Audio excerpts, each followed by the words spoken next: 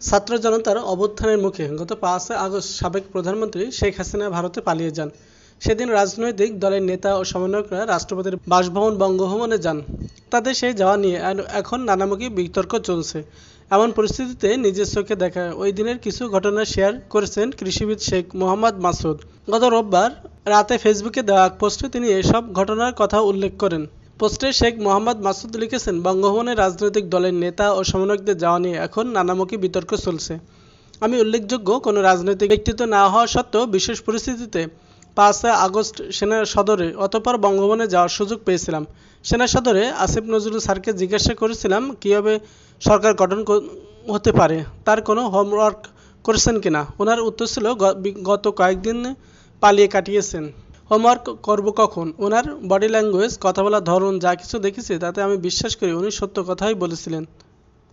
তিনি লিখেছেন, সেনাপ্রধান বক্তব্য শেষে যখন সবাইকে তার সঙ্গে বঙ্গভবনে যাওয়ার অনুরোধ করলেন তখন মির্জা ফখরুল ইসলাম আলমগীর সহ অধিকাংশ রাজনৈতিক নেতৃবৃন্দই প্রথমে যেতে চাননি। সেনাপ্রধান দেশের ক্রান্তিলগ্নে সবার সহযোগিতা চেয়ে বারবার অনুরোধ করেছিলেন।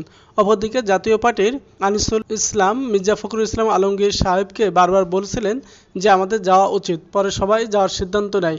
সেনা সদরে গিয়েছিলেন বিএনপির মির্জা ফখরুল ইসলাম আলমগীর, মির্জা আব্বাস, জামাতের ডাক্তার শফিকুর রহমান, হামিদুর রহমান আজাদ, জাতীয় পার্টির জিএম কাদের, আনিসুল ইসলাম মাসুদ, ইসলামী আন্দোলনের সৈয়দ ফয়জুল করিম, খেলাফত মজলিসের মাওলানা মামুনুল হক, ইসলামী ঐক্যজোটের মাওলানা ফয়জুল্লাহ, গণসংহতি জুনায়েদ সাকি ও ডক্টর আসিফ নজরুল স্যার ও জুনায়েদ সাকিকে আমি জিপ গাড়িতে উঠিয়েছি। আরও বাকি নেতৃবৃন্দকে মিনি কোস্টারে নিয়েছি। কোস্টের গ্লাস সাদা হওয়ায় জিএম কাদের এবং আনিসুল ইসলাম মাসুদ জাহাঙ্গীর গেট থেকে বের হওয়ার পর থেকে ভয়ে আতঙ্কে পর্দায় নিজেদেরকে ঢেকে রেখেছিলেন। আমরা ভয় পাচ্ছিলাম জনতা জিএম কাদেরকে দেখে ফেলে কিনা। এই কৃষিবিদ আরও লিখেছেন, যাওয়ার সময় চরমনাইয়ের মাওলানা ফয়জুল করিম আর আমি পাশাপাশি বসেছিলাম। কী ধরনের সরকার হতে পারে এ নিয়ে আলাপ হচ্ছিল। উনি বারবার বলছিলেন অন্তর্বর্তী সরকারের চেয়ে সামরিক সরকার ভালো এবং আমাদের সেভাবেই কথা বলা উচিত। ইসলামী দলগুলো আপত্তির কারণে ইসলামী ঐক্য জোটের মাওলানা ফয়জুল্লাহ আর বঙ্গভবনে যাওয়া হয়নি। বিএনপি, জামাতসহ অন্য দলগুলো আপত্তি করলে হয়তো জাতীয় পার্টিও বাদ পড়ত। মাহমুদুর রহমান মান্না, সাইফুল ইসলাম সহ অন্য যারা বঙ্গভবনে গিয়েছিলেন তারা সরাসরি সেখানে গিয়েছিলেন। শেখ মোহাম্মদ মাসুদ লিখেছেন, বঙ্গভবনে যাওয়ার পর জুনায়েদ সাকি ডিউটিরত অফিসারদেরকে বলেন ৩ জন সমন্বয়ক গেটে আসবে, তাদেরকে ভিতরে আনার ব্যবস্থা করতে, এবং তারা ভিতরে আসার আগ পর্যন্ত বারবার তিনি দরবার হল থেকে উঠে যাচ্ছিলেন এবং সংশ্লিষ্ট আর্মি অফিসারদেরকে জিজ্ঞেস করেছিলেন কেউ আনতে গেছেন কিনা। সমন্বয়ক হিসেবে যারা বঙ্গভবনে গিয়েছিল তারা জুনায়েদ সাকির চয়েস। তারা আসলে সমন্বয়ক কিনা তাও আমরা জানি না এবং আসিফ নজরুল স্যার তাদের আগে থেকে চিনতেন বলে আমার মনে হয়নি।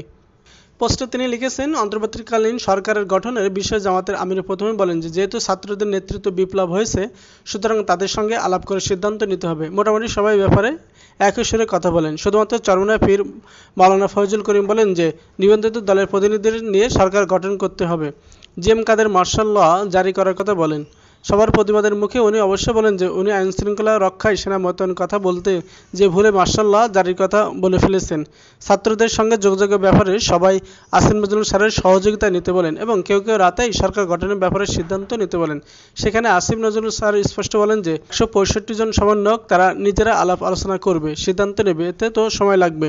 এখন বিপ্লবী সরকার না হওয়া, বঙ্গভবনে ভুয়া সমন্বয়ক নিয়ে যাওয়া ইত্যাদি নানা বিষয়ে যেভাবে এককভাবে আসিফ নজরুলের উপর দায় চাপানো হচ্ছে তা বাড়াবাড়ি। ৫ তারিখে ফ্যাসিস্টদের দোসর জিএম কাদের, আনিসুল ইসলাম মাসুদ, ফয়জুল্লাহ গ্যাংদের যারা দাওয়াত দিয়েছিল তারা পরিকল্পিতভাবে কাজটা করতে পারে। তবে আসিফ নজরুল বা বিএনপি, জামাত ওই সময় পরিকল্পনা নিয়ে বঙ্গভবনে গিয়েছিলেন এটা আমার মনে হয়নি। হঠাৎ এত বড় পরিবর্তন, হোমওয়ার্ক না থাকায় তারা সে পরিস্থিতিতে যা ভালো মনে হয়েছে তাই করেছেন।